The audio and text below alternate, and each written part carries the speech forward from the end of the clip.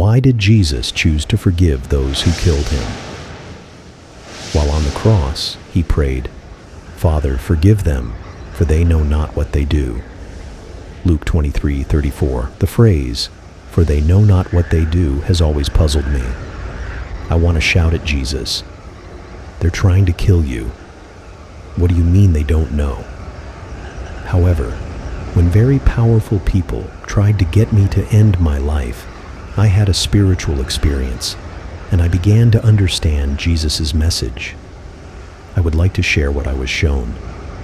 Let's start with a story from 2 Kings 6:15 to 17. When the Aramean army surrounded the city, Elisha's terrified servant could only see the enemy. Elisha prayed for the Lord to open his servant's spiritual eyes, revealing the hills filled with a heavenly army. This underscores that spiritual perception is crucial. Without it, the servant was blind to the truth. Similarly, when Jesus said, "Let the dead bury their dead," Matthew 8:22, he indicated that those without activated spiritual awareness are dead. Such individuals can be controlled by other forces, as seen in Matthew 12:22 and Mark 5:25. This is why Jesus said, "They know not what they do," because people crucifying him were being influenced by external entities. I have also come to realize that those powerful people who caused me so much pain were similarly under outside control, and it wasn't entirely their fault. Regardless of your religious brand, they all address what happens when we leave our physical bodies. When that time comes, material possessions like your title, your country, your color, money, cars, or jobs will hold no significance. Just as Elisha opened his servant's spiritual eyes, I encourage you to do the same. You will begin to see how you've been misled by the enemy, using what you've come to love and trust. You'll recognize the evil that has taken hold of humanity. You'll also understand the burden I carry in sharing this message. But don't worry about what will happen to me. I am no longer of this world. Greater is he who is in me and in you, and nothing can harm us. However, it is crucial that we discover our true identity before we leave our bodies, or we risk wandering lost in the wilderness until we find ourselves.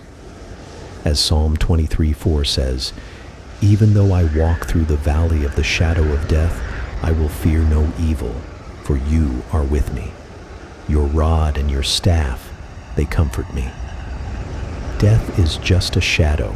It is not real. Be careful of wolves in sheep clothing pretending to be spiritual leaders, because if they cannot do the works Jesus and his disciples did, or prophets like Elisha and Elijah did, they have no spiritual authority. To teach about spirituality, they must know their spiritual self.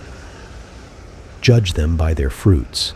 Matthew 7:16-20 means evaluating people, particularly false prophets or teachers, by their actions, character, and results rather than their words or appearance.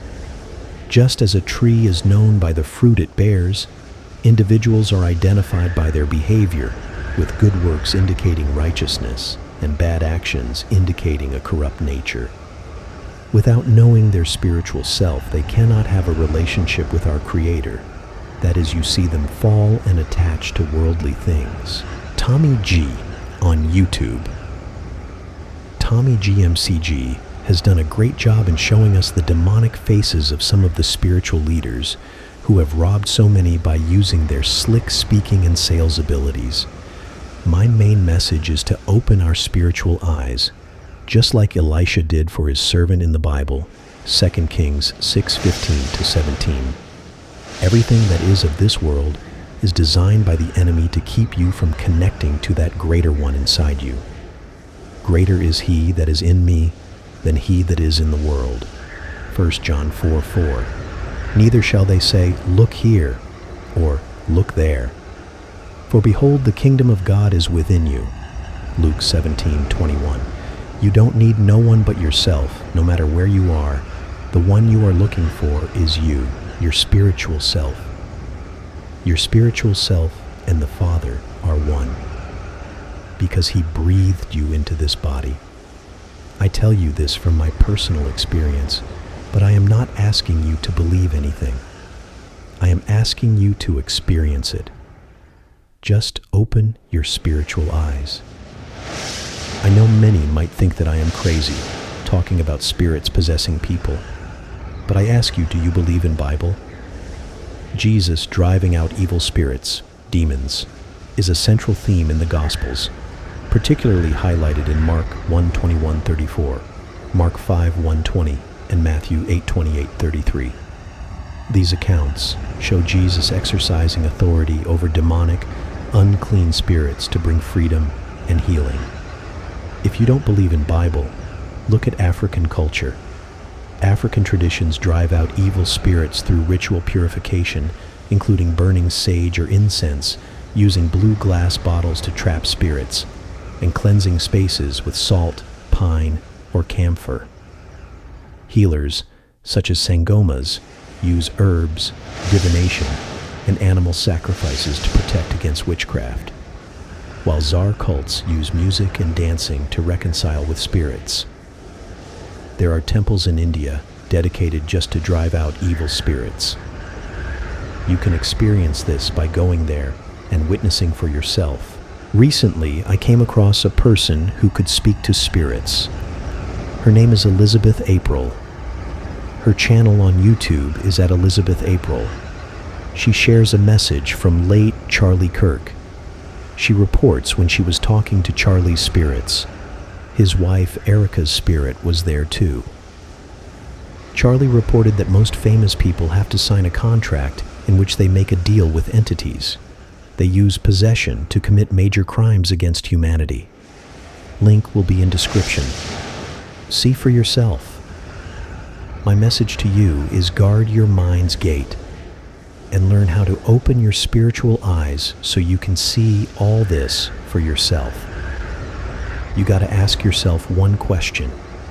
People who crucified Jesus to stop his teachings, would they have allowed his teachings to continue? Imagine if the churches were being used to mislead you. Just open your spiritual eyes and see for yourself. My friends, I've been thinking a lot about the role of religion in our world. It seems like if religions were truly working as intended, we might have a better world, one where we come together instead of being divided. Instead, it often feels like they cause separation, judgment, and conflict among us. I'd love to hear your thoughts on this. Do you think religion should unite us, or do you believe it's more of a source of division? Please share your comments. Looking forward to hearing from you. Please consider purchasing my book. It documents everything that has been done to me. I lost everything by the hands of very powerful people,